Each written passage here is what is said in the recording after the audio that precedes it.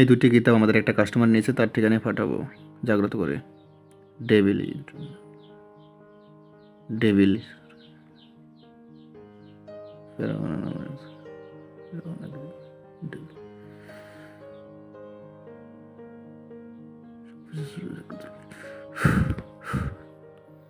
তো কাস্টমারের কিতাবটা কিন্তু জাগ্রত করার কার্যকলাপ শেষ।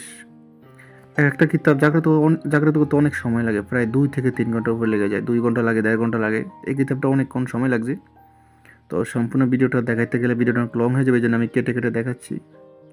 তো জাগ্রত করাটা দেখাই নেই, জাগ্রত করার শেষ পর্যায়ে এখন কিতাবটার কিছু বিষয় দিতেছি, কিছু কালি টালি দিয়ে দাগ দিয়ে দিতেছি, আর কিছু বিষয় যাতে কাস্টমারে বুঝতে পারে কিতাবটা আমরা জাগ্রত করে পাঠাইছি।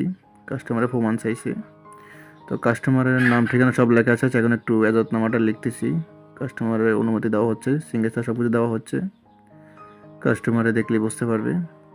2টা কিতাব কিন্তু কাস্টমার নিয়েছে, তবে কাস্টমার এই 2টা কিতাব নিয়েছে, এর সাথে আপনি কাস্টমারে পাচ্ছে 2টা কিতাব একত্র যেহেতু নিয়েছে, তাবিজ লিখার একটি কলম দিয়েছি আর একটি কালি দিয়েছি, আর এজাজতনামা পত্র দেওয়া হয়েছে। আর কিতাবগুলো কিন্তু জাগ্রত করে কাস্টমার ঠিকানা পাঠিয়ে দেওয়া হচ্ছে।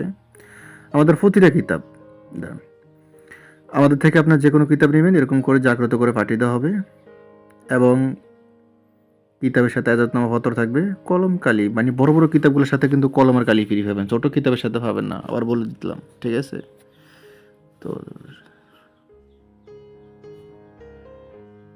এক একটা কিতাবের পিছিয়ে কিন্তু অনেক সময় ব্যয় করা লাগে। ধরেন আমি কাজগুলো সেরে নিই আগে, ভিডিওটা সম্পূর্ণ এগুলো ভিডিও করতে গেলে কিন্তু অনেক সময়, ভিডিওটা অনেক লং হয়ে যাবে, প্রায় 3 ঘন্টা লাগবে সময়।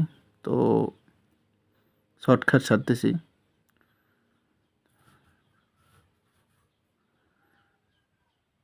ডেভিল ফেরাউনের শয়তান জিন ফরিদ মক্কা তাবিজ সব কিছু যা সালানে যা সব কিছু জাগ্রত হয়ে যাবে, বিস্তারিত আমাকে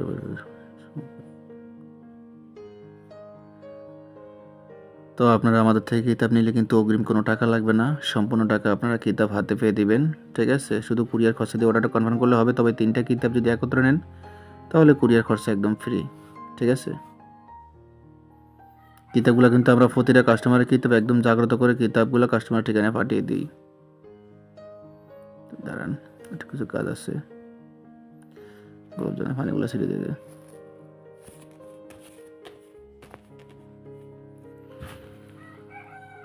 সবগুলো শেষ, আর যাবতীয় আরও কিছু কাজ আছে।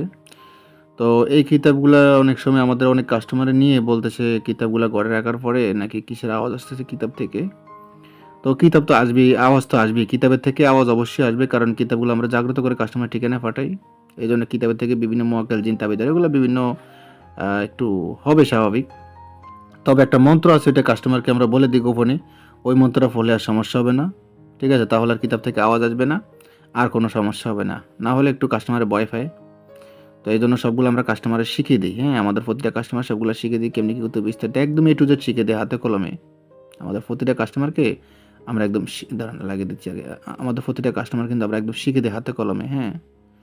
এগুলো কাস্টমারকে চিহ্নক দিচ্ছি, কাস্টমার যাতে চিহ্নক দেখলে বুঝতে পারে কিতাবগুলো জাগ্রত করা।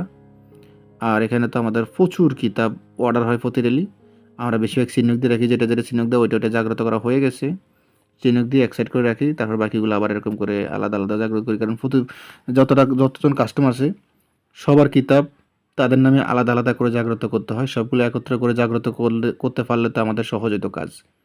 তাহলে 4-5 জনের কিতাব একসাথে জাগ্রত করতাম, এখন ওরকম তো সম্ভব না। সবগুলো কিতাব দাঁড়ান, সবার কিতাব একসাথে একসাথে জাগ্রত করা যায় না, এজন্য সকলের কিতাব আলাদা আলাদাভাবে জাগ্রত করতে হয়, ঠিক আছে? তো এইটা হলো একজন ভাইয়ের কিতাব, এই 2টা নিয়েছে একজনে। আরও কিছু কিতাব আছে, ওগুলো আমরা সাইড করে রেখেছি, ওগুলো পরবর্তীতে